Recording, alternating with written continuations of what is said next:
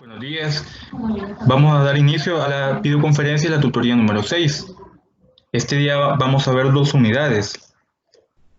La unidad 6 de relaciones y estructuras de orden y la unidad 7 sobre árboles. Anteriormente habíamos visto la unidad 6 de relaciones y estructuras de orden el día lunes en una videoconferencia. Nuevamente vamos a ver los temas de esa unidad para reforzarlo y vamos a comenzar viendo algunos ejemplos. Tenemos el primer ejemplo, demostrar que la relación menor o igual definida en el conjunto Z de los enteros es de orden, es decir, de orden parcial. Para comenzar, tenemos A y B como dos enteros cualesquiera. Entonces, A es menor o igual que si, solo si B menos A es mayor o igual a 0. Lo que quiere decir que A menor o igual que B es si, solo si B es menor que A. Y este B menor que A pertenece a los enteros positivos. Es decir, que existe una K que pertenece a los enteros positivos tal que este B menos A es igual a K. Para demostrar que el conjunto entero de los números enteros es de orden parcial, debemos de comprobar que tenga las tres propiedades de orden parcial, que recordemos que son la reflexividad, la antisimetría y la transitividad. Comenzamos por la reflexividad. Esto implica que el elemento A es igual al elemento A. Entonces, si A es igual a A, significa que A menos A es 0. Y por tanto, 0 pertenece a los números enteros positivos. Lo que implica que A es menor o igual a A. Por lo tanto, se cumple la propiedad reflexiva. Ahora veamos la antisimétrica o asimétrica. Tenemos que A es menor o igual que B. Entonces, existe un K sub 1 que pertenece a los enteros positivos. Por lo tanto, B menos A es igual a K sub 1. Vamos a llamar a esta operación K sub 1, la que teníamos al principio acá, B menos A. Ahora bien, B es menor o igual que A. Esto implica que existe un K sub 1 que pertenece a los enteros positivos. Y ahora tenemos la operación A menos B, es decir, lo opuesto de lo anterior. Acá teníamos B menos A. Y ahora tenemos A menos B es igual a K sub 2, lo que implica que K sub 2 va a ser igual al negativo de K sub 1. Entonces tenemos que K sub 1 va a ser igual a el negativo de K sub 2, es decir, lo opuesto de acá.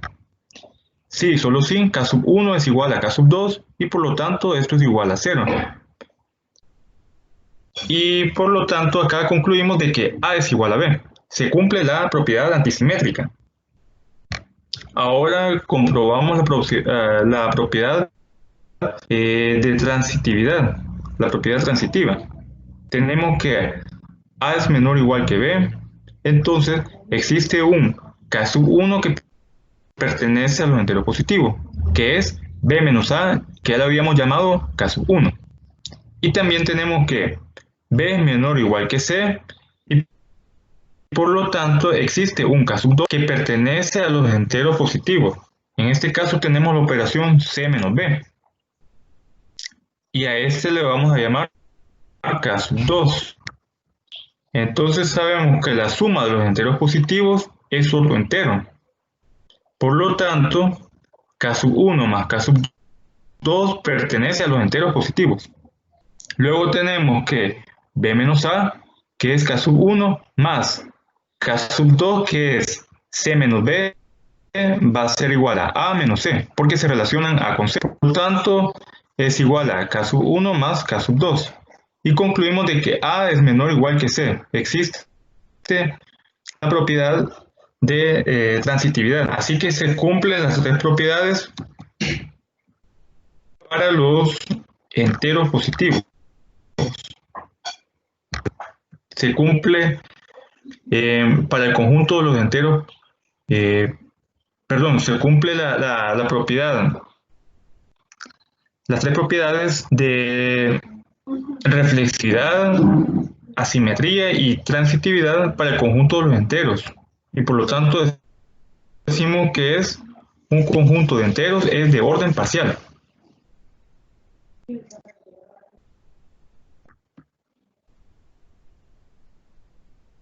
No sé si hay alguna duda o algún comentario en este ejercicio.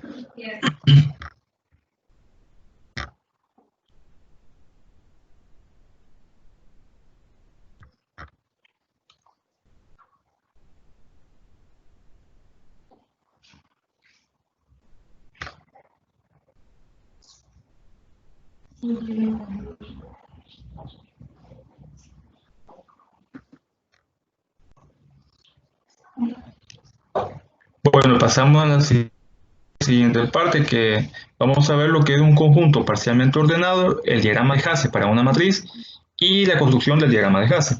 Estos temas ya lo habíamos visto en la unidad C, en la tutoría del día lunes. Y ahora vamos a recordar estos conceptos.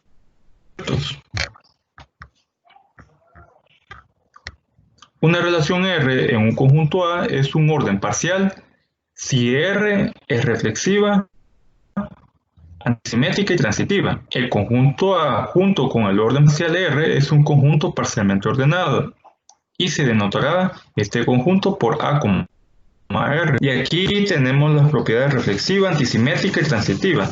La propiedad reflexiva, donde A se relaciona con A.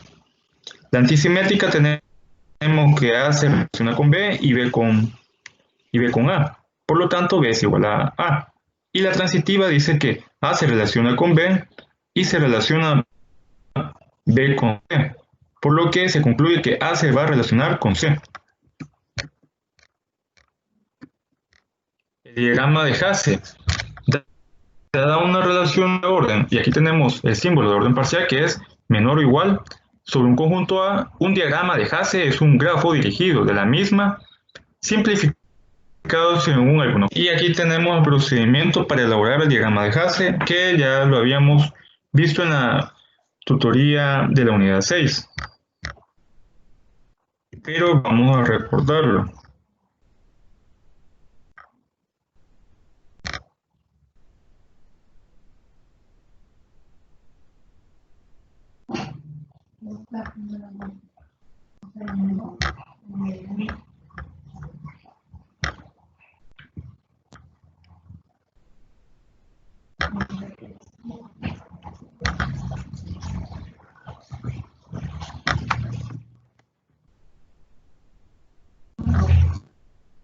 Aquí tenemos lo que es el diagrama de Hasse. Diagrama de Hasse, dada una relación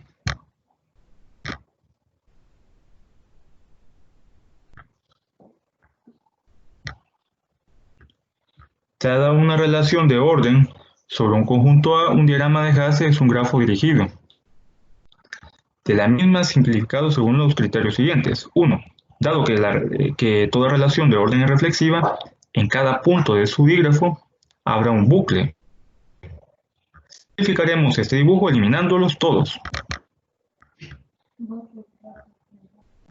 Aquí vemos este dígrafo y vemos que los tres vértices, tanto A, B y C, tienen bucles. Se van a eliminar esos bucles. Luego, como toda relación de orden transitiva, suprimimos todos los arcos del dígrafo que se obtenga al hallar el cierre transitivo de los restantes.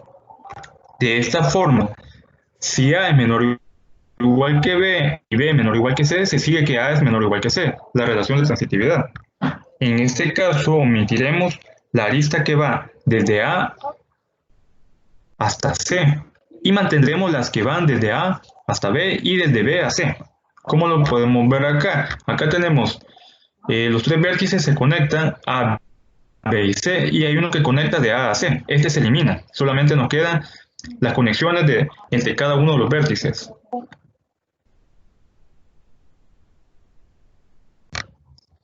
Luego tenemos que, al igual que un dígrafo, cada punto de A lo representaremos por un punto del plano, aunque conveniendo en que si A precede B, dibujaremos el punto A por debajo del B.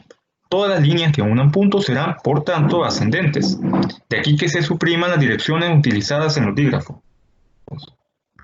Vamos a eliminar estas direcciones que nos indican que va desde el punto o vértice A hacia B. Y luego de B a C se eliminan y luego se colocan de forma ascendente las líneas,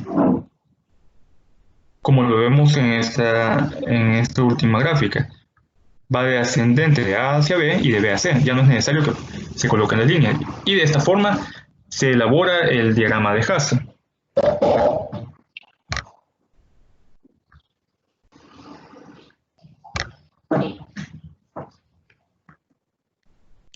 Aquí recordamos el diagrama de Hasse para 30. Componemos 30 de sus factores, tenemos que la mitad de 30 es 15, luego 15 tiene tercera que es 5 y 5 tiene quinta. Colocamos en el primer vértice el número 1, luego en la siguiente línea vamos a colocar los números primos, que serían 2, 3 y 5. En la tercera línea, como vemos acá, vamos a colocar una combinación de números primos. Por ejemplo, 2 por 3 es 6. 2 por 5 es 10 y luego combinamos este número primo con 5. 3 por 5 es 15. En la última línea colocamos el número que estamos teniendo el diagrama, que es 30. Y unimos según sean divisibles los puntos de cada vértice. Por ejemplo, el vértice 1, el valor de 1 es divisible con 2. 1 es divisible con 3 y con 5. Va a ser divisible con 6 y con 10, pero no con 15. Entonces, solo trazo una línea de 2 a 10 y de 2 a 6. 3 es divisible con 6 y con 15. Y 15 va a ser divisible con 3, con 5, pero no con 6. Luego, los valores de 6, 10 y 15 van a ser divisibles directamente con 30. Y así elaboramos un diagrama de Hasse. No sé si hay alguna duda hasta el momento.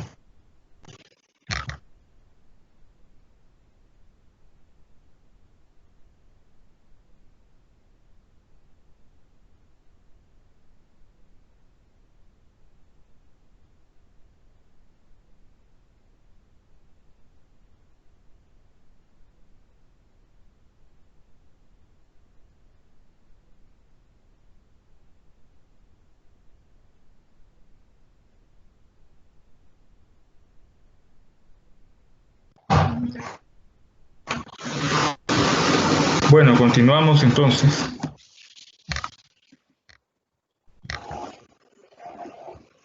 Ahora vamos a construir el diagrama de Hasse de la siguiente matriz, que representa un orden parcial. Y vemos aquí la matriz booleana. MR, la matriz de esta relación.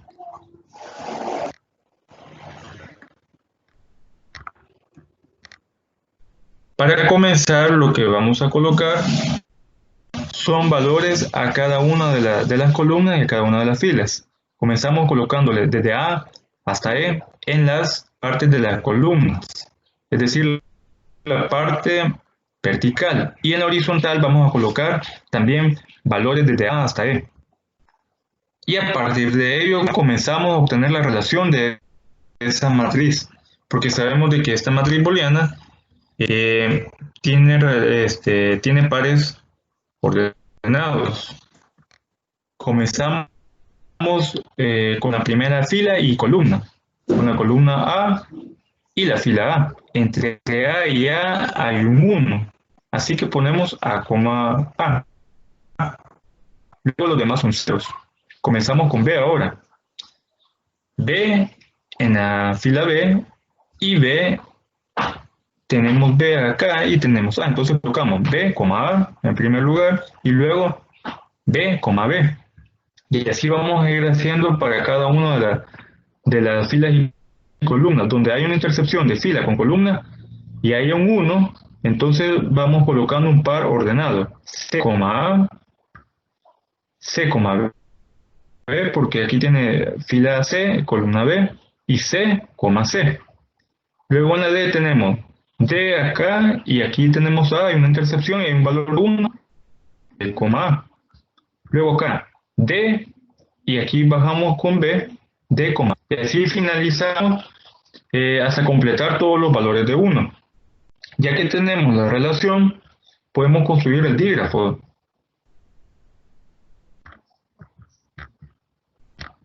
Comenzamos con A, A. Colocamos el vértice A y como A inicia en A y termina en A, significa que hay un bucle. Ponemos la lista que inicia en A y cierra en A. Luego de A, ponemos el vértice B y dirigimos la flecha hacia A. De B, B, es un bucle. De B inicia la lista y termina en B. C, A, colocamos una C y trazamos una lista que llegue hacia A, pero no pasa por B. D, A, colocamos D y tiramos la flecha hacia A. D, B, de D hacia B. Aquí hay un bucle en D, como lo vemos acá. D, E,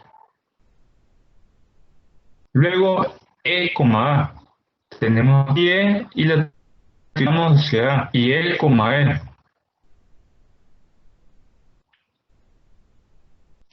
Ya que tenemos el dígrafo, recordemos que para hacer el diagrama de Hasse debemos eliminar los bucles. Además, tenemos que eliminar aquellas relaciones o aquellas direcciones de arista de transitividad. Por ejemplo, esta de acá que vemos. Aquí vemos de que de C va hacia B y de B hacia A.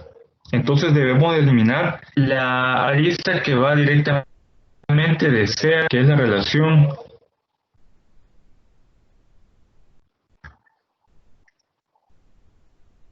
Ok, no hay problema. En este momento estamos elaborando lo que es eh, el diagrama de Hasse para una matriz relación. Y esta matriz presenta un orden parcial. Entonces, como lo dije al principio, debemos de eliminar todos los bucles de este dígrafo para elaborar el diagrama de Hasse. Eliminamos todos los bucles y a la vez debemos eliminar todas las aristas que tengan transitividad, como es el caso de aquí, que vemos de que C, B y A, y hay una relación entre C y A directamente, se elimina esa arista. Lo mismo sucede acá. Tenemos el vértice D se relaciona con E y con A, pero hay una relación directa de C con A, de D con A. Se elimina la relación directa de D con A.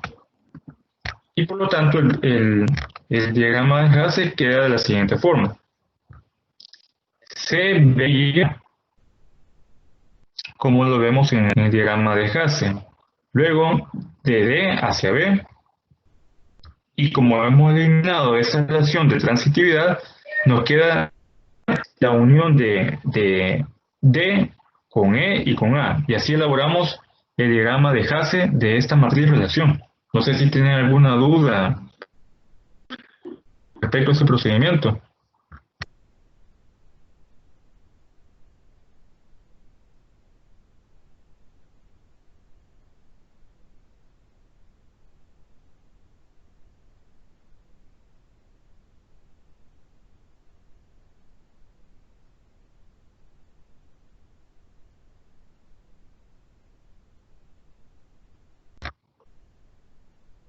Emma dice que todo está bien y también Elia.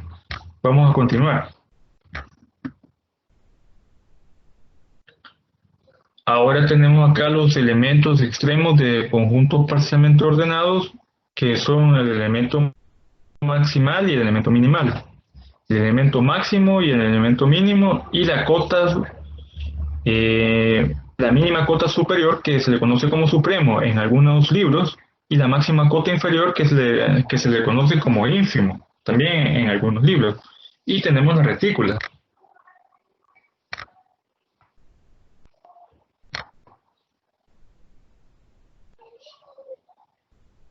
Bueno, está bien. Entonces,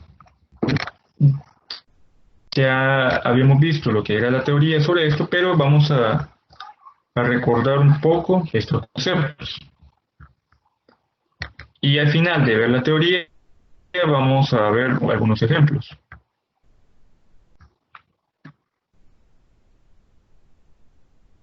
En la página 239 tenemos los elementos extremos de conjuntos parcialmente ordenados.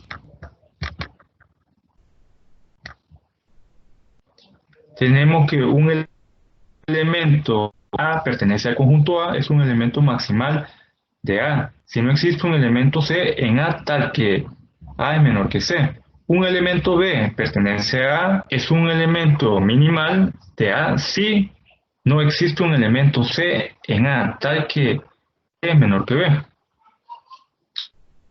Luego vemos un ejemplo. Y ahora veamos el concepto de elemento máximo y elemento mínimo. Un elemento A que pertenece al conjunto A, estamos en esta parte, es un elemento máximo de A si X es menor o igual que A. Para toda X que pertenece a A, un elemento A que pertenece a A es un elemento mínimo de A si A es menor o igual que X para toda X que pertenece a A. Y ahora vamos a ver lo que es la mínima cota superior y la máxima cota inferior.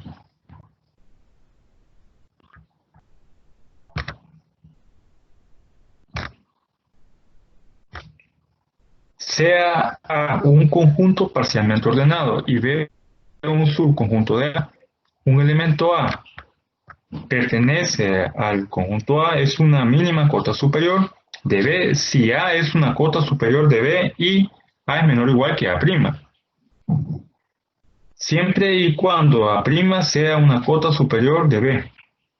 De manera análoga, un elemento A que pertenece a A es una máxima cota inferior de B si A es una cota inferior de B y A' es menor o igual que A, siempre y cuando A' sea una cota inferior de B. Ahora vamos a ver algunos ejemplos para entender la teoría.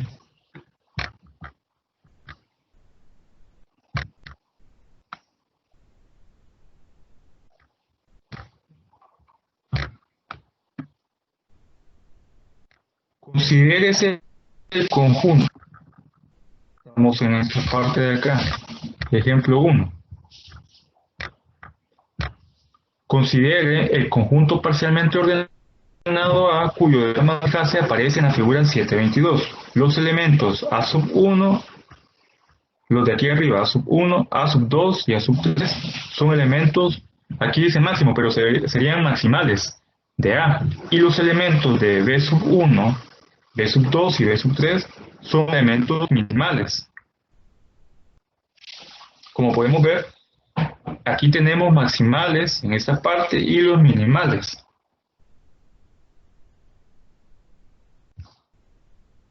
En un diagrama de Hasse,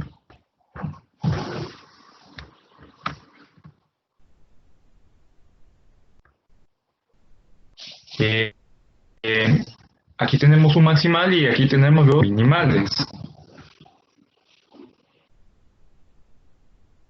Pero cuando nos referimos a los minimales, perdón, cuando nos referimos, aquí está. Una pregunta. Es que creo que a mí no se me había actualizado, no sé, pero no me estaba mostrando la presentación.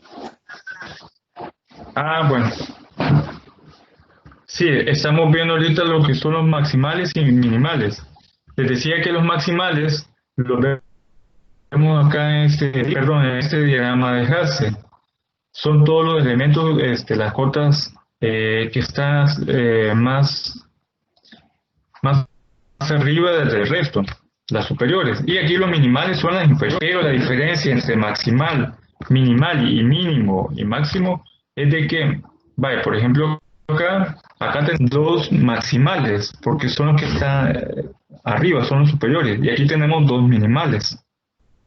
El máximo y mínimo no van a tener esta gráfica, porque el máximo va a ser la cota que esté más arriba. Y acá no hay una conexión entre A y B que nos diga que hay un punto mucho más arriba, diferente acá. La cota máxima de ese tampoco no tiene, pero tiene una mínima que sería E. En este caso, este diagrama de Hasse no tiene cota mínima porque no hay una cota que relacione a D con E hacia abajo.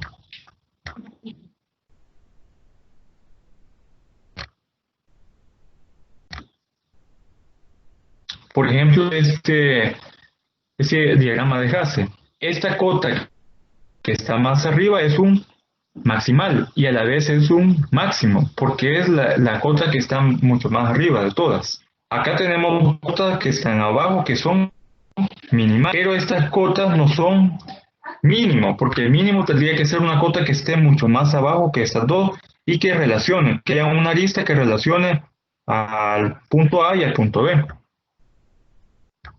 Por ejemplo, acá tenemos el 30 es un máximo, el 1 es un mínimo, pero a la vez el 1 es un minimal y el 30 es un maximal. Hay que tener en cuenta siempre esta diferencia entre máximo, mínimo y maximal y minimal. Ahora la cota, vamos a ver lo que es la cota mínima, la mínima cota superior y la máxima cota inferior.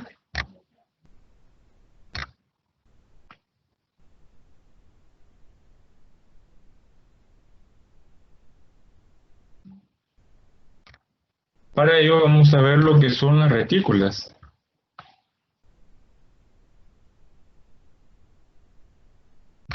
Tomamos auxiliar del concepto de la retícula. Las retículas, o llamadas también látices, es un conjunto parcialmente ordenado. Se representa por L y mayor y menor o igual. Tal que cada subconjunto, como ven, de dos elementos, tiene una mínima cota superior y una máxima cota. En este caso, la unión de A y B va a ser el mínimo común múltiplo o conocido también como mínima cota superior. Y la conjunción de A y B va a ser el máximo común divisor o cota máxima cota inferior.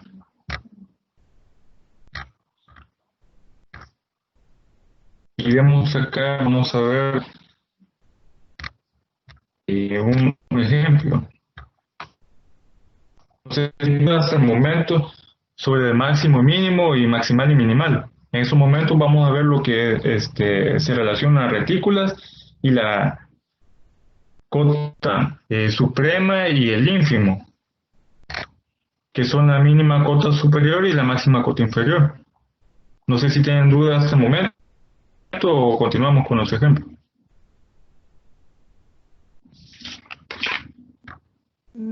Al menos de mi parte, no sé, Elia.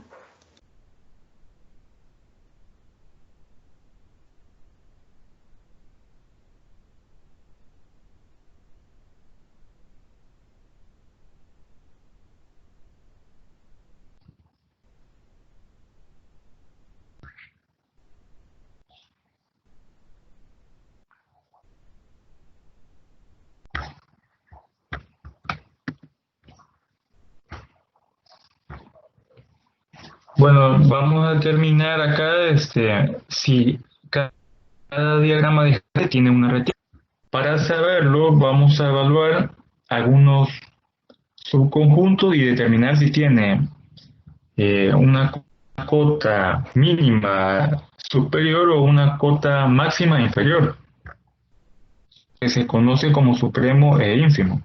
Evaluamos el primer diagrama de Hasse. Si vemos acá el diagrama entre el subconjunto G y F, vemos de que no hay unión. Por lo tanto, esta G y F tiene una cota máxima que es F, si lo vemos acá, es el primer punto. Pero si evaluamos si tiene una cota inferior, no tiene, porque no tiene una relación acá que una G con H. Y recordemos de que una retícula debe tener tanto la mínima cota superior como la máxima cota inferior. En este caso, este diagrama no tiene la máxima cota inferior, que es esta, la máxima cota inferior, porque no hay una unión entre G y H. Si evaluamos B y C, tiene una cota superior mínima. Y cota inferior sí tiene, porque que estamos viendo tiene AD, pero como no tiene esta cota inferior, decimos de que este diagrama de Hasse no es una retícula. Ahora evaluamos ese diagrama de Hasse. Si evaluamos K con J, la mínima cota superior va a ser J de este subconjunto y la y la máxima cota inferior del subconjunto KJ es. Ahora vemos L y O. La máxima cota eh, superior va a ser L y la mínima cota va a ser O. Si evaluamos O con J, la máxima cota superior y la mínima va a ser O. Entonces concluimos de que este diagrama sí tiene retícula y lo podemos ver en esta teoría. La relación representada por el diagrama de Hasse no es una retícula en la gráfica A, porque el subconjunto GH no posee cota inferior, es decir, la máxima cota inferior. Se le conoce en algunos libros, este subconjunto no tiene ínfimo. Y luego, en la gráfica B, todos los subconjuntos de los elementos tienen cota inferior y tienen cota superior. Por lo tanto, este diagrama de Hasse es una retícula, que sería este. Tienen cota superior y todos los subconjuntos, si evaluamos cualquier subconjunto, ya sea MN, MO, L, LJ, todos tienen una cota superior y una cota inferior. Y por eso determinamos que es una retícula. Ahora vamos a ver lo que es el mapa de Carnot, su utilidad y un ejemplo de mapa de Carnot. ¿Alguna duda con respecto a la retícula de los diagramas de Hasse? Antes de pasar al siguiente tema. No, Lick, yo creo que no.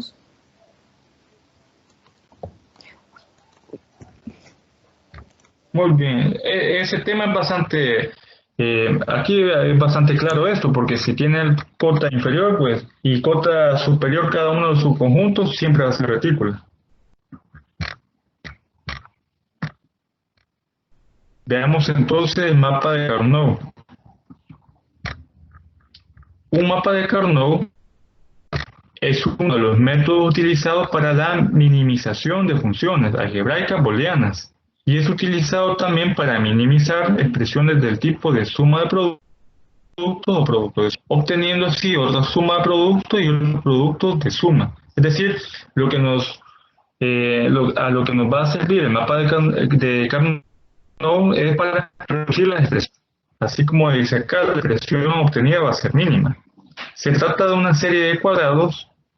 Cada cuadrado constituye una línea de la tabla de la verdad. Dicha tabla despliega el valor de verdad de una proposición compuesta para cada combinación de valores de verdad que se pueden establecer como la de verdad de una función de n variables tiene dos n filas. El mapa de Carnot correspondiente debe poseer 2n cuadrados. Cada cuadrado tiene una componente entre 0 y 1. Esto depende del valor que toma la función en cada fila. Las tablas de Carnot pueden ser utilizadas para funciones de hasta 6 variables.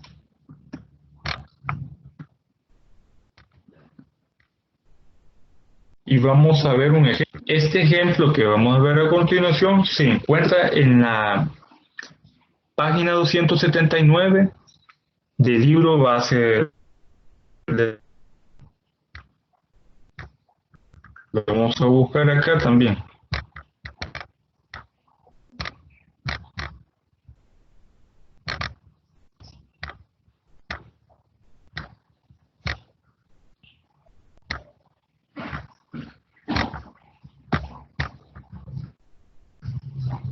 Y aquí tenemos el ejemplo 7 de la página 279 sobre mapa de Carnot. La figura 786 muestra la tabla de verdad. Es esta. Y el mapa de Carnot correspondiente a una función f. La distribución de rectángulos que aparece en la figura 786b utiliza la idea de que la primera y última columna son consideradas adyacentes. La columna, esta y la primera y la última, enrollando el cilindro. Así los símbolos son dejados con los extremos abiertos para indicar que se une un rectángulo de 2×2 correspondiente a Z'. La expresión booleana resultante, es decir, una expresión ya reducida, va a ser Z', luego O, X y Y. Aquí tenemos los conectores lógicos. Bueno, aquí tenemos la tabla de la verdad y aquí tenemos el mapa de Carnot. Lo vamos a ir desarrollando para ver cómo se llegó a la conclusión de que el mapa de Carnot se rellenó con esos valores de 1 y 0. Para comenzar, como tenemos tres variables, x, y, z, aquí tenemos la función. Entonces elaboramos nuestro mapa de Carnot. Recordemos de que el número de cuadros que va a llevar esta tabla, esta que vemos acá, se va a obtener de la fórmula 2 elevado a la n, donde n es el número de variables. Aquí tenemos tres variables, x, y y z. Entonces, como son tres variables, ponemos 2 elevado al cubo, que es igual a 8. Por lo tanto, tenemos 8 cuadros acá. ¿Cómo lo vamos a llenar? Luego que trazamos esta línea diagonal, ponemos una variable acá, x, y aquí ponemos las otras dos variables, y y z. La forma de cómo se llenó, algo muy importante, tanto la variable x, y y z, es la misma forma que se utilizaba para completar la tabla de la verdad. Esta función es el resultado de operaciones de conectores lógicos. En este caso no sabemos cuáles fueron las operaciones, pero sí tenemos el resultado de la función, el resultado de todas estas operaciones de conectores lógicos. Entonces, colocamos la primera variable acá, x, y aquí y z. Y en la parte de aquí arriba de esto vamos a poner el siguiente orden: 0, 0, 0, 1, 1, 1 y 1, 10. Perdón, y 1, 0. Este orden siempre se va a colocar independientemente si el mapa de Carnot sea de 3 variables o de 4 variables. Y aquí, como solo es una variable, ponemos solo 0 y 1. El primer valor de cada uno de estos cuadros, como vemos acá, representa y. El segundo representa z. Por ejemplo, acá, este 0 representa y este 1 a z. Aquí, este 1 representa y este 1 a z. Ahora ya tenemos esta parte de arriba de nuestra variable yz, y aquí x, comenzamos a rellenar cada uno de estos cuadros. Cuando veamos un 1 en la función, lo vamos a ubicar en esta tabla. Y los valores restantes los vamos a colocar como 0. Por ejemplo, acá tenemos un 1 en esta primera línea. Tenemos que x vale 0, y y z también vale 0. Buscamos acá en x el valor de 0 y buscamos la intersección donde nos dé y0, que es en la primera línea. Aquí tenemos y y z son 0 y aquí x1, perdón, y aquí x0, colocamos un 1. Ahora la tercera línea también nos da un 1 como resultado de la función. Buscamos una x que sea 0, que es esta línea de acá, esta fila, y buscamos acá una combinación que y sea 1 y z 0. En esta línea de x0 buscamos y1 y z0. Y la vemos acá, porque este valor es y este valor es z, entonces colocamos un 1. Ahora acá tenemos x1 y y z0. x1 acá en esta línea, y ahora buscamos y z0. ¿Qué es esta primera parte? Y z0. Colocamos. Luego, acá tenemos x1, y1 y z0. En esta línea tenemos x1. Ahora buscamos y z0. Perdón. y1 y z0. y1 y z0. Colocamos un 1. Y aquí en la última línea tenemos x1, y z, x1, es decir, esta línea de acá, y buscamos una componente donde haya y1 y z1, que es esta línea. Entonces, en la intersección de esta línea, de esta columna con esta fila, colocamos un 1.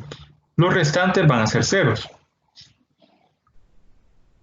Ahora, como el objetivo del mapa de Carnot es reducir la expresión, reducir esta función a una mucho más simple, lo que vamos a hacer es encerrar la mayor cantidad de 1 que tengamos en el mapa de Carnot mediante elipses y círculos.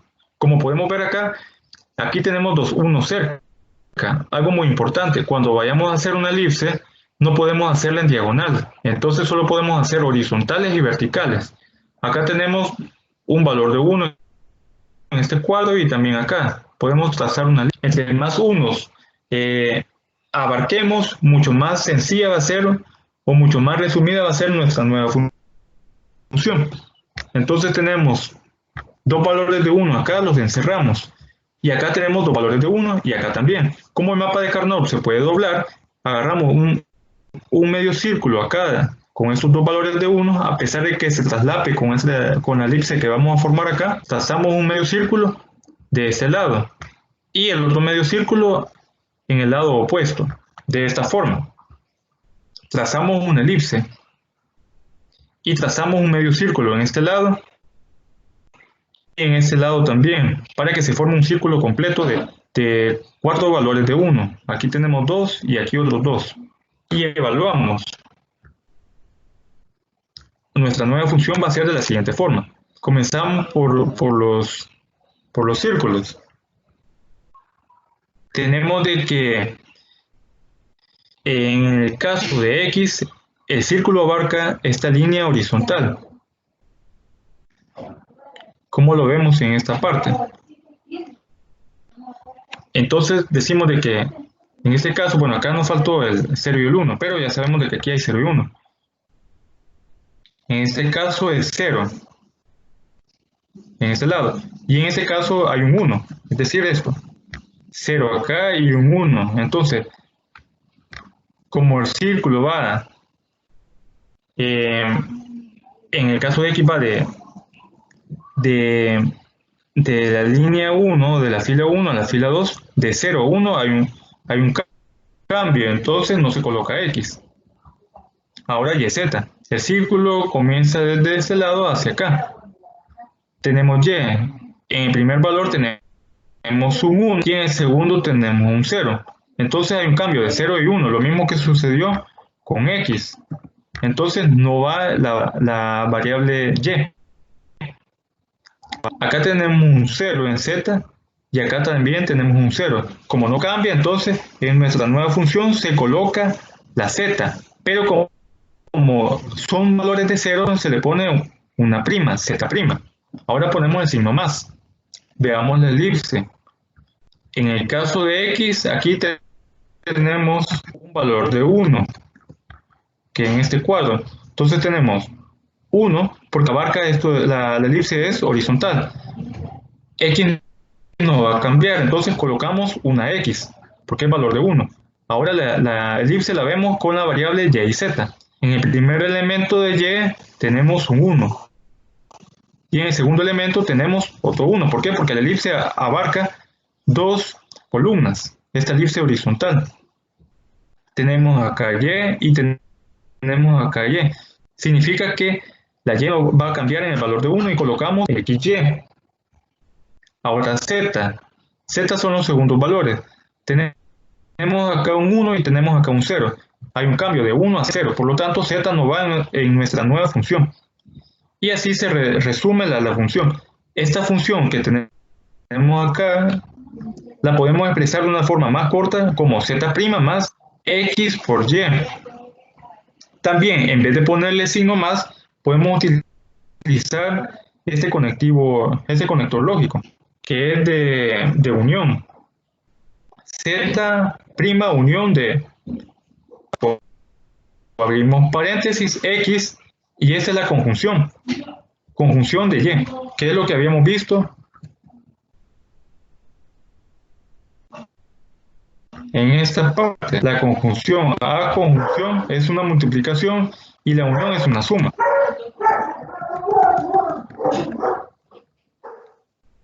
Entonces también lo podemos expresar de esa forma. Z' unión por x conjunción de y. Es la misma expresión de acá, la podemos representar en la parte de abajo. No sé si hay alguna duda en este procedimiento.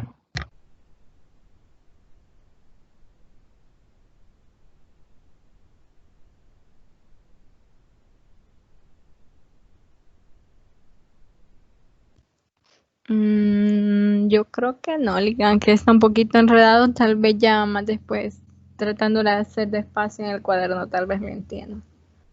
Cualquier duda se la hago saber porque ahorita sí sentí que estaba un poco más enredado. Sí, esto es un poco de práctica, de no confundirse a la hora de hacer las operaciones. No sé si él también tiene algún comentario.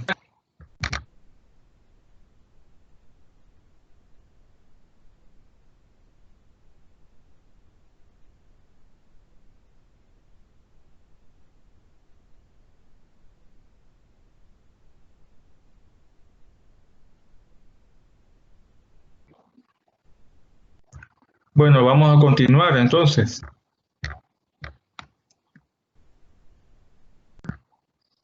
Ahora vamos a ver lo que son los árboles y los elementos de un árbol, lo que es la raíz, los padres, los hijos y los hermanos. Y vamos a auxiliarnos de las páginas 286 y 287 del libro base.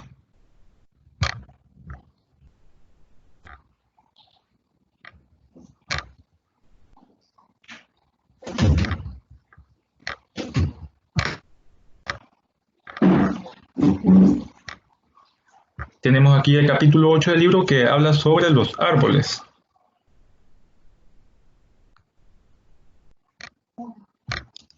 El árbol es un dígrafo, ya vamos a ver el concepto también.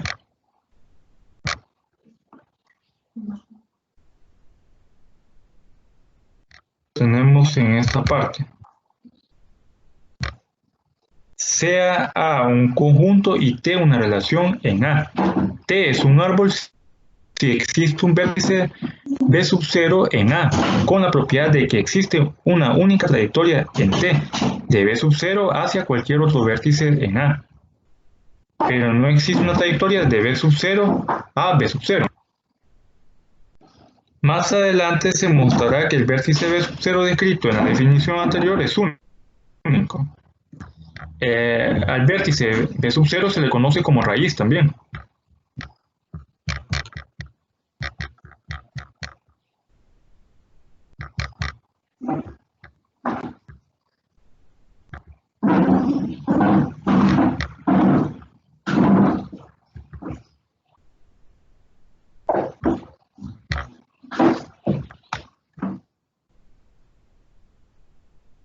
Aquí tenemos esta parte que dice que con frecuencia es llamado raíz del árbol T y T es entonces un árbol con raíz. Escríbase T, B sub 0 para denotar un árbol T con raíz B sub 0. Si T, B sub 0 es un árbol con raíz sobre el conjunto A, un elemento B de A es un vértice en T. Esta terminología simplifica el análisis, ya que con frecuencia sucede que el conjunto subyacente de A y T carece de importancia. Y aquí tenemos un teorema. Sea t, b sub 0 un árbol con raíz. Entonces, no existe ciclos en t. Luego tenemos que b sub 0 es única raíz en t. Y por último, cada vértice en t distinto de b tiene grado interno 1 y b sub 0 tiene grado interno 0. Ya vamos a ver un ejemplo de árbol.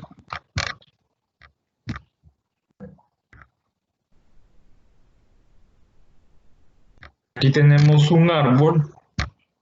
Aquí tenemos dos ejemplos de árboles donde el inicio de este árbol es una raíz conocida como B sub 0 y este va a ser el nivel 1. Luego tenemos los siguientes vértices. Notemos de que es un dígrafo porque tiene dirección hacia abajo. Dice que cada vértice va a tener grado interno 1. ¿Por qué? Porque todos los vértices llegan hacia cada arista que vemos acá llega hacia cada vértice, pero no hay una arista que, por ejemplo, B sub 1 llegue hacia B sub 0, ni B sub 4. Acá vamos a hacer más amplia la imagen. El árbol va de forma descendente, va hacia abajo la dirección de cada uno de las aristas. Entonces no puede haber que B sub 4 va a ir hacia B sub 0. Simplemente siempre va a ir hacia abajo todo.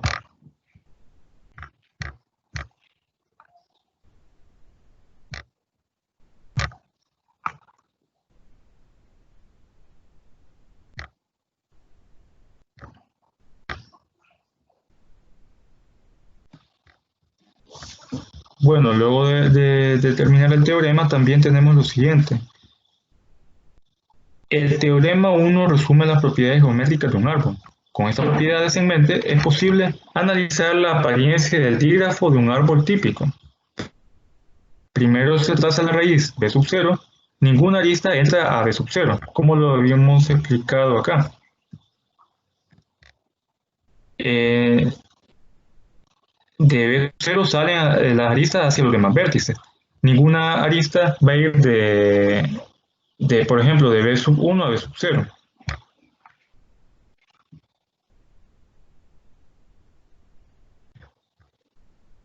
Bueno, entonces tenemos que ninguna arista entra a B sub 0, pero pueden salir varias, las cuales son trazadas hacia abajo. Los vértices terminales de las aristas se comienzan en B sub 0, son los vértices de nivel 1, mientras que B sub 0 está en... También se acostumbra a decir que B sub 0 es el padre de todos los vértices de nivel 1. Los vértices de nivel 1 son los hijos de B sub 0. La figura 8.1a muestra esto. Veamos la figura 8.a. Esta. Aquí tenemos B sub 0 y B sub 0 va a ser la raíz. Como dijimos, los dígrafos o las direcciones van a ir hacia los demás vértices, nunca de un vértice que esté en otro nivel hacia B sub 0. Luego, B sub 0 va a ser el padre de los demás vértices en el nivel 2, perdón, en el nivel 1. Y eso a su vez van a ser los padres, como vemos acá, B sub 1, B sub 2 y B sub 3 van a ser los padres de los vértices que vemos en el nivel.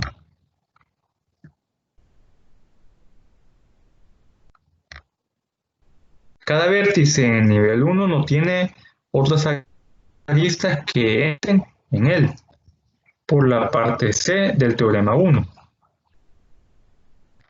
Como vemos acá, cada vértice en T distinto de B sub 0 tiene grado interno 1 y B sub 0 tiene grado interno 0.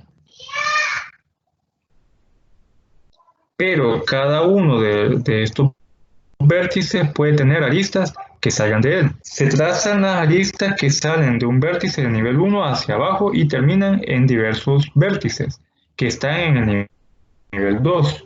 La figura 8.b muestra la situación en este punto.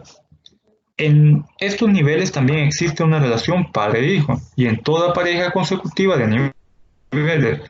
Por ejemplo, el vértice B sub 3 es el padre de los hijos de vértices 7, 8 y 9. Veamos esto.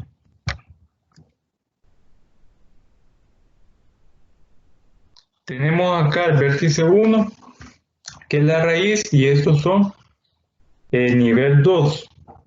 El vértice 1 es el padre de estos vértices, pero estos vértices van a ser los padres de los siguientes vértices del nivel 2.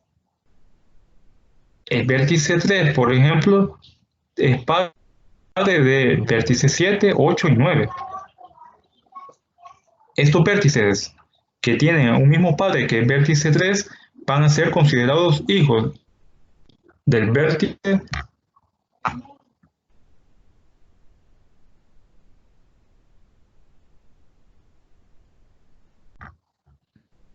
Aquí teníamos que el vértice 3 va a ser el padre de los hijos, vértice 7, vértice 8 y vértice 9. Por lo general, los hijos de cada uno de los vértices son llamados hermanos.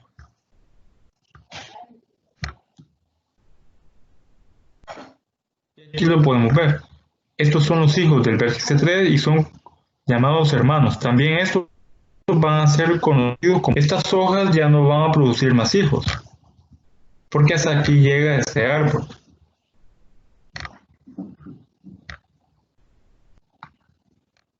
Ahora veamos este ejemplo para aplicar la teoría que acabamos de ver.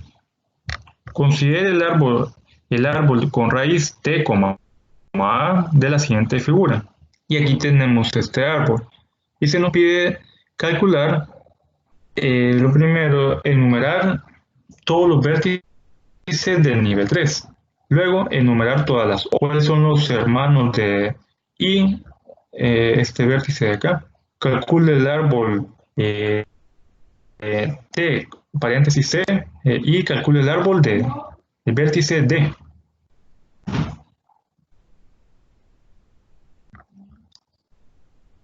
Vamos a enumerar todos los vértices del nivel 3. Recordemos que el vértice que esté más arriba va a ser el nivel 0 o raíz. Luego, el vértice que está después de esta raíz, lo que vemos acá, donde es B, C y D, va a ser el nivel 1. El nivel 2 va a ser los hijos de los vértices B, C y D, que serían F, G, H, I y J, nivel 2. El nivel 3 van a ser los siguientes vértices a los que dirigen en el vértice anterior 2. Y el nivel 4 van a ser los últimos vértices, los que están, es decir, aquí vamos en orden, en línea descendente. Entonces, todos los vértices del nivel 3. Sabemos de que en esta línea van los vértices, vértice A, nivel 0, nivel 1, nivel 2 y nivel 3. Tenemos que el nivel 3 son el K, el L, el M, el N y el O. ¿Cuáles son las hojas? Todos aquellos que ya no producen hijos. ¿Cuáles van a ser los que ya no producen hijos? Los que ya no tienen más vértices, ya no tienen dirección hacia más. Sería acá el K, el L, el F, el M. Luego tenemos el P, el O y el J.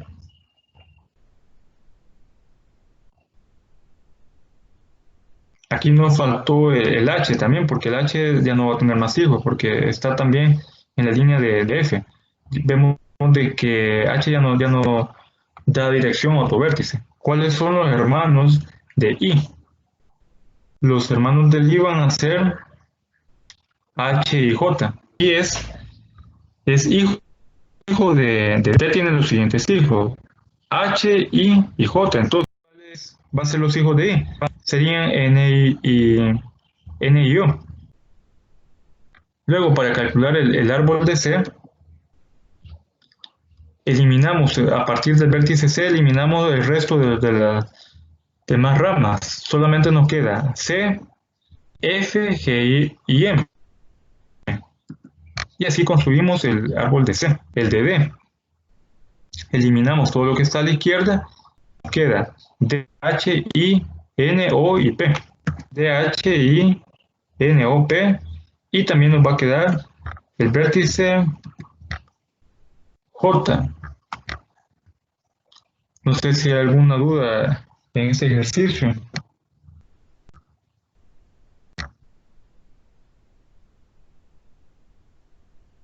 De mi parte, no, Lick.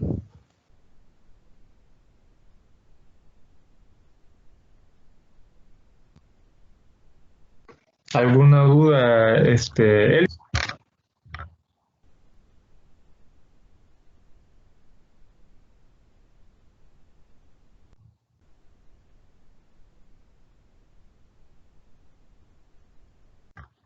Bueno, vamos a continuar entonces.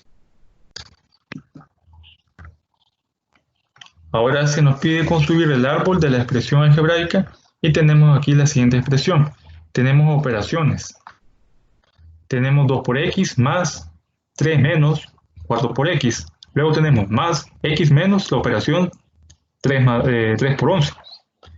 Para poder hacer esta expresión, para poderla resolver en el momento que queramos hacer las operaciones, debemos de respetar los agrupadores. Entonces, en este caso, también para poder elaborar lo que es el árbol de esta expresión, vamos a ubicar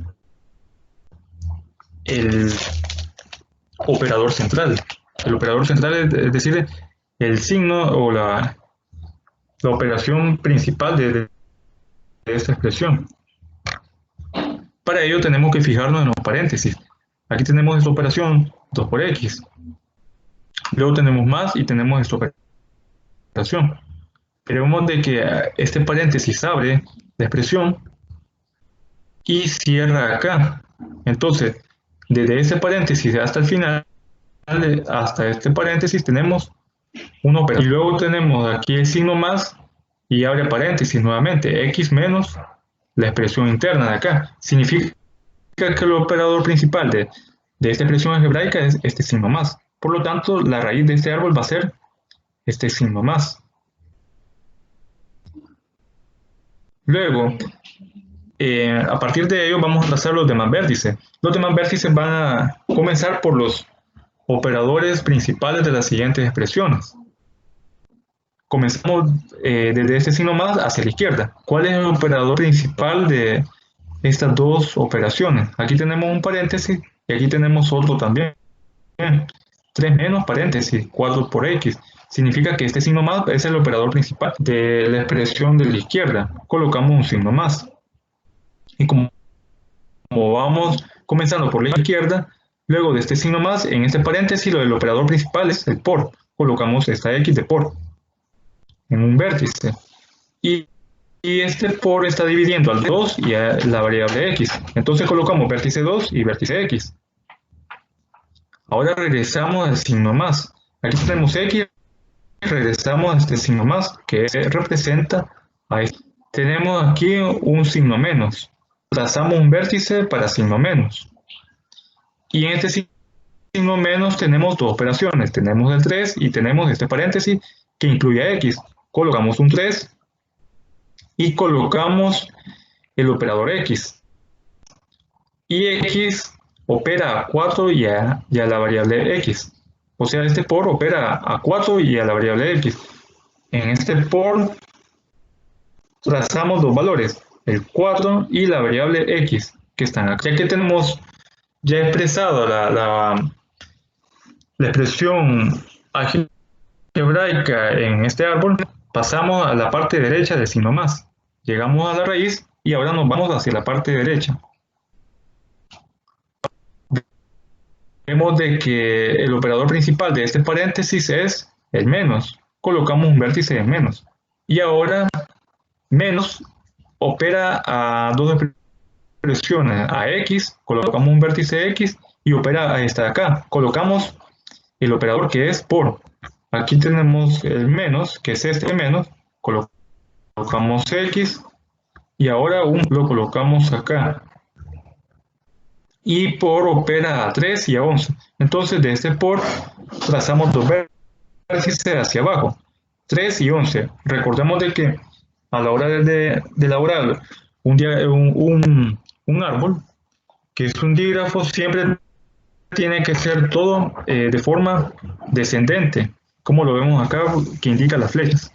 Y así elaboramos este árbol de la expresión algebraica que se nos ha dado. No sé si hay alguna duda acá.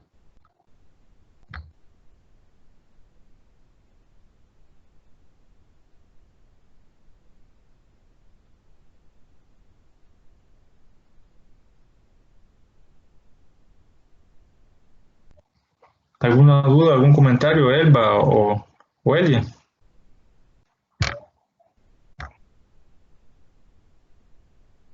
No, Lika, hasta el momento no, solamente de ubicar bien desde el principio ¿qué?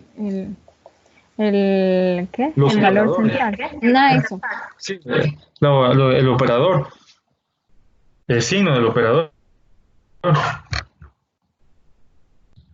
Vale, entonces todo bien, Lika.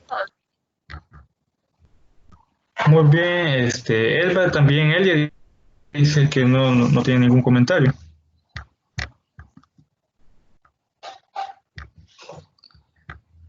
Ya elaboramos el árbol binario del ejercicio anterior. Aquí lo tenemos. Y ahora vamos a representar árboles binarios posicionales en computadora. Es un tema que se encuentra en la página 295 del libro base. Y vamos a ver algunos conceptos como lo es la lista enlazada, la lista doblemente enlazada y el apuntador izquierdo y derecho. Y vamos a ver dos ejemplos. Nos auxiliamos del libro.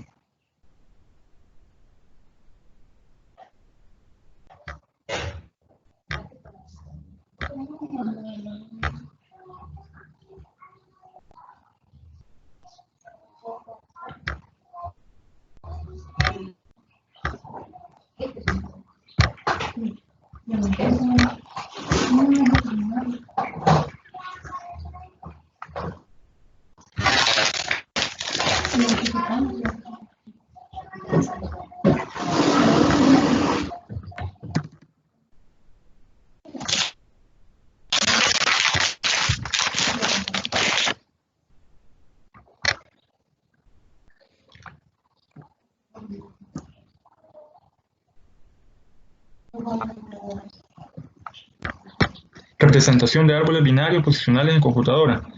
En la página, ya lo habíamos dicho, en la página 295. Recordemos de que una celda tiene dos elementos, los datos en algún orden y un apuntador. Estamos en esta parte. Y un apuntador a la siguiente celda, es decir, se indica la dirección donde se localiza la siguiente celda. Eso lo hace el apuntador. Una colección de tales celdas, es decir, que tenga datos y apuntador enlazadas mediante subapuntadores, es una lista enlazada. Ahora bien, se necesita una versión extendida de este concepto, lo que es una lista doblemente enlazada, donde cada celda contenga dos apuntadores y un elemento de datos. Se utilizará el símbolo gráfico y vemos aquí los símbolos de una flecha y un punto, tanto a la izquierda como a la derecha de la flecha, para representar las nuevas celdas. El espacio central representa el almacenamiento de datos y los dos apuntadores llamados apuntador izquierdo y apuntador derecho, representados como antes mediante puntos y flechas. Una vez más, se utiliza el símbolo y vemos acá el punto para un apuntador, para indicar que no existen datos adicionales.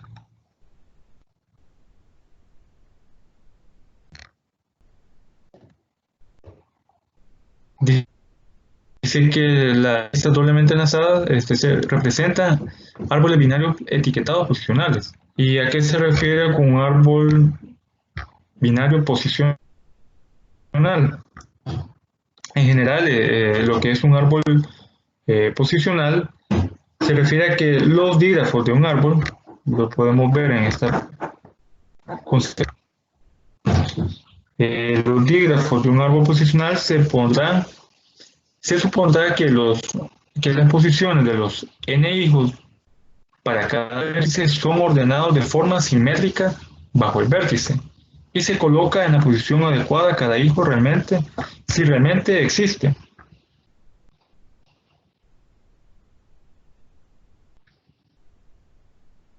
Y aquí vamos a ver algunos ejemplos de árboles etiquetados posicionales. En el ejemplo 2, bueno, vamos a ver la figura 8.5 de un ejemplo de árbol etiquetado posicional.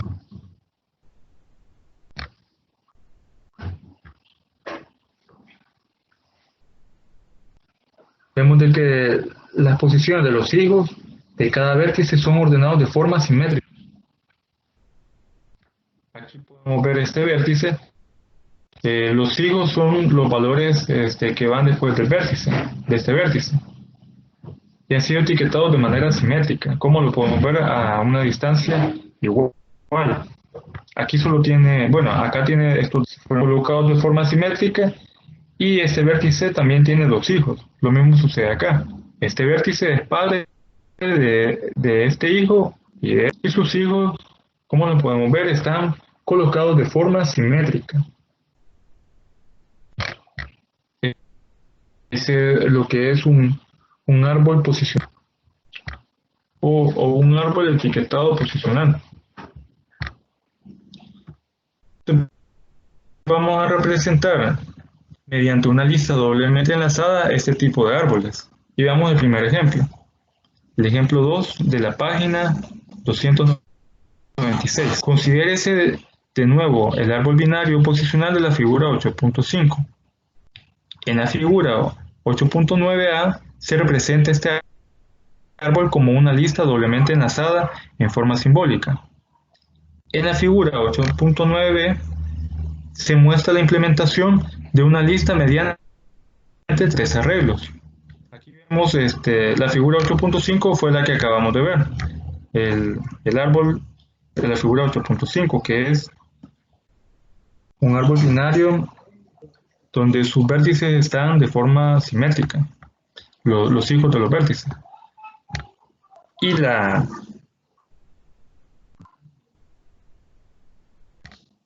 Y aquí vemos también la lista doblemente enlazada de ese árbol, ya lo vamos a explicar. Y también existe una lista mediante tres arreglos, que está en la figura 8.9. En este caso, esta lista de tres arreglos les quedará a ustedes leer un poco más lo que es la teoría de la representación de estos árboles en computador para ir desarrollando lo que son de estas etiquetas o estos arreglos de la lista de tres. Mientras tanto, aquí tenemos la lista doblemente enlazada, donde vamos a comparar esta figura que tenemos acá con el árbol de la figura 8.5. Aquí comenzamos con el inicio del vértice y aquí tenemos el vértice raíz.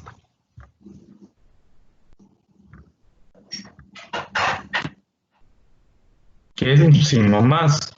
Este signo más va a dar a un signo menos. Vamos a comenzar con los valores de la izquierda, los vértices de la izquierda. Signo más va hacia menos.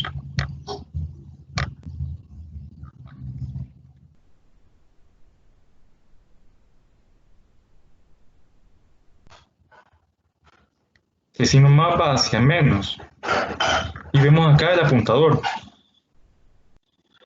que nos indica la flecha hacia abajo. El apuntador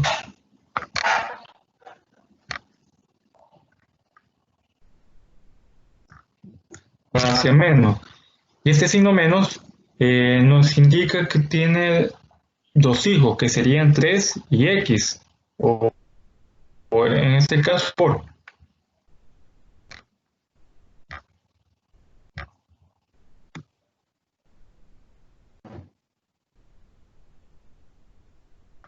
Ahí tenemos el signo menos y luego este menos nos indica que va hacia 3. Y a la vez este menos va hacia un por. Y el por nos va a dar dos valores. Por nos da dos valores que serían 2 y X. Se encuentra en la lista de la figura que tenemos. El por nos da dos valores que serían x y 2. Y acá, luego de tener x y 2, aquí finaliza ya lo que es esa rama. Luego de este menos vamos nuevamente al signo más, que es el vértice raíz.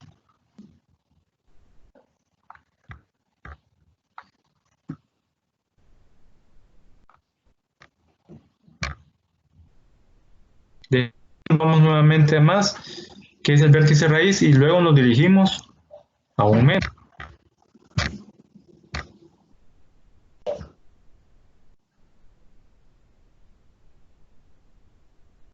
Ese es el vértice raíz y nos dirigimos a un menos. Es el que vemos acá.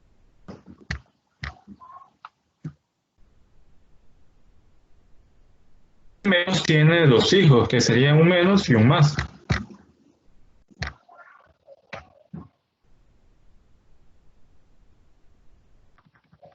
Estamos en este menos, tiene dos hijos, un menos que va en la flecha y un más. Aquí estamos en esta parte.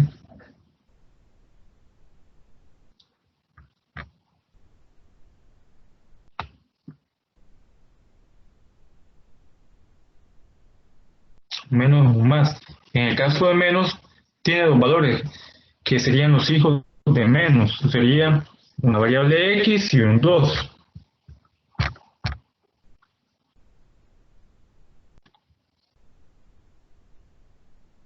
Este menos tiene dos hijos, que sería una variable x, aquí nos indica el apuntador, y este apuntador nos lleva a la celda del valor de 2. Y ahora solo nos queda el regresar nuevamente al signo menos,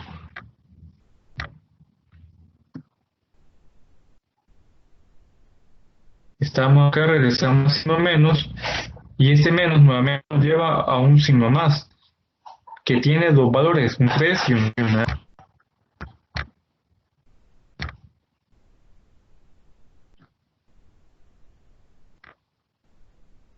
Este signo más tiene dos valores, que vemos aquí el apuntador, y una X. Y así finalizamos el diagrama representado por las celdas doblemente enlazadas.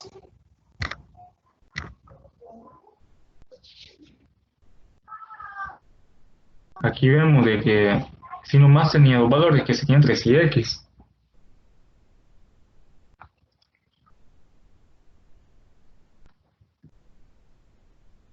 Este árbol surge también, al igual que vimos en el ejemplo de la presentación, de una expresión algebraica,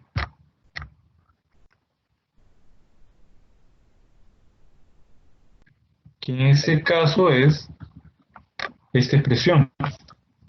Aquí tenemos un ejemplo de expresión algebraica de la expresión que vemos acá.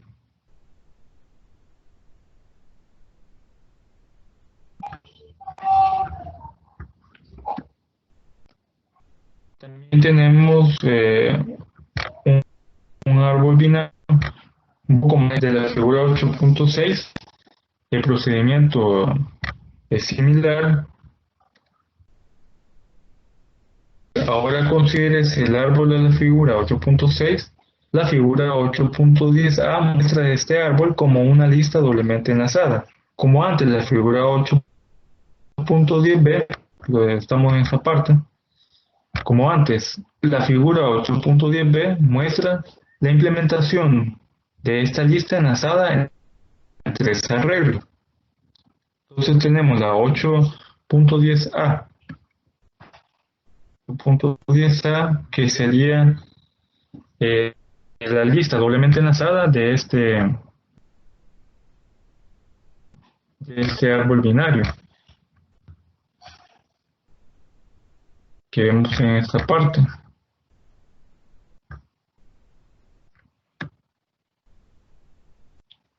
Y la figura 8.10b muestra una lista de tres arreglos.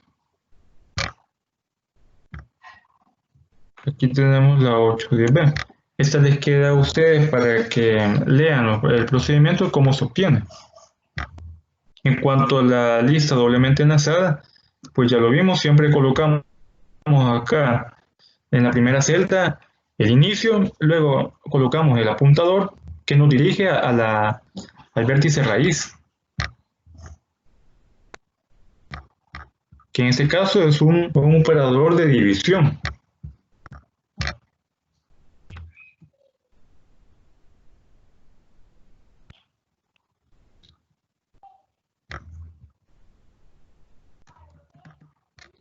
A partir del operador de división, este operador nos va a dirigir a cada uno de los vértices hijos de este. Por ejemplo, nos va a dirigir en el lado izquierdo, nos va a dirigir a un operador de multiplicación por.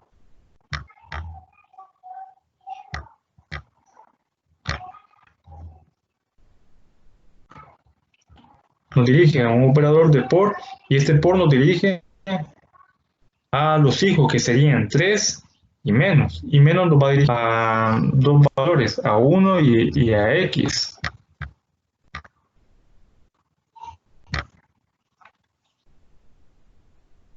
Aquí tenemos que este por nos dirige al valor de 3, pero también nos va a dirigir a un menos, y este menos nos dirige a 1 y a un valor de x.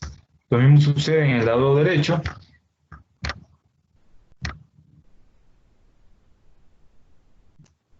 El por, que es la raíz, nos dirige aquí esta raíz de división nos dirige a un por, y el por nos va a dirigir a dos operadores de suma.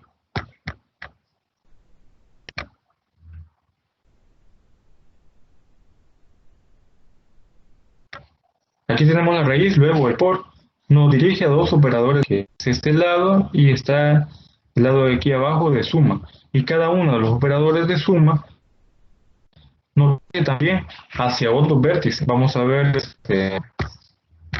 qué procedimiento es similar.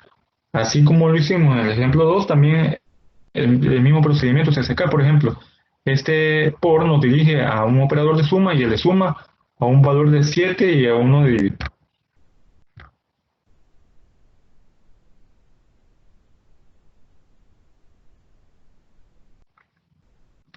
Aquí tenemos este por, nos dirige a un operador de suma, y este nos dirige a un valor de 7 y a una división. Y la división nos va a dirigir a dos valores de x y y.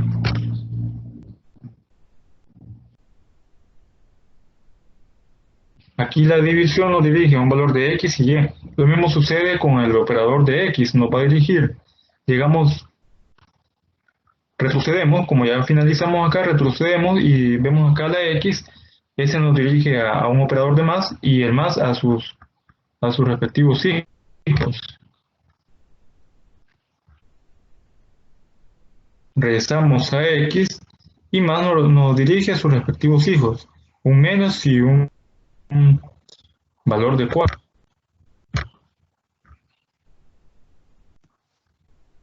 Un menos y un valor de 4, y el menos también tiene ramificaciones de 7 y más de y y 2.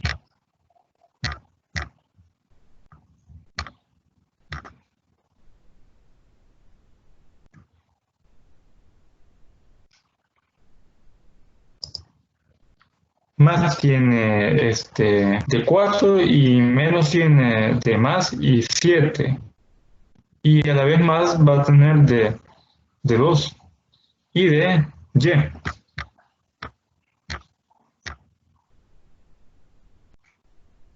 Este más va a tener de y de 2. Así que ahí lo que a la hora de hacer las listas doblemente enlazadas, los operadores van a ser fundamentales. Tener en cuenta ahí el cuidado de que cada vértice nos va a dirigir a un nuevo vértice, y hay que tener en cuenta también de tener cuidado con los apuntadores, que cada apuntador nos lleve al vértice adecuado según el árbol binario que tengamos. No sé si hay alguna duda en este procedimiento.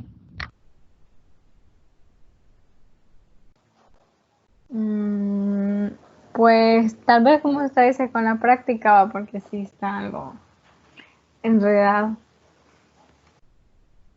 Sí, es que, bueno, aquí lo que hay que tener en cuenta es de que a partir, siempre vamos a colocar la palabra inicio, ponemos el apuntador que es la flecha, la línea de la flecha, ponemos la dirección y colocamos el primer vértice que va a ser la raíz del árbol. A partir de la raíz del árbol tiramos otros apuntadores, otras flechas. La primera flecha va a indicar los vértices que van a ser los padres de los demás vértices. Por ejemplo, acá tenemos un por y un por, estos dos que son los primeros. Aquí tenemos el operador de división y tenemos aquí un por y un por. Son las primeras flechas. A partir de este por trazamos los demás vértices que van a ser los hijos. Tenemos 3 y menos.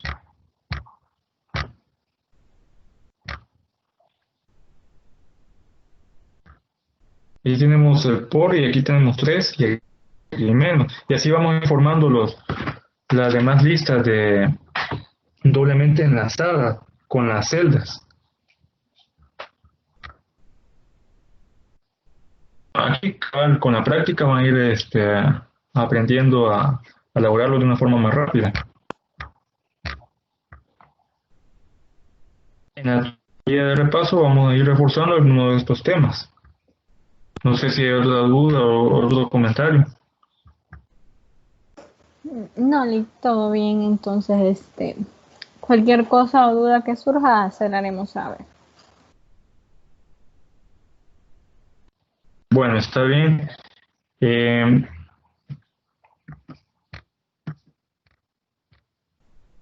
Si no hay más dudas, más comentarios, pues les recuerdo que el día miércoles vamos a tener tutoría de repaso. Estén pendientes del material que se está subiendo a la plataforma. El día de mañana es la última autoevaluación. Y bueno, cualquier consulta pueden escribir ya sea al correo electrónico o a la plataforma. Así que por el momento esto fuera todo. Y feliz tarde.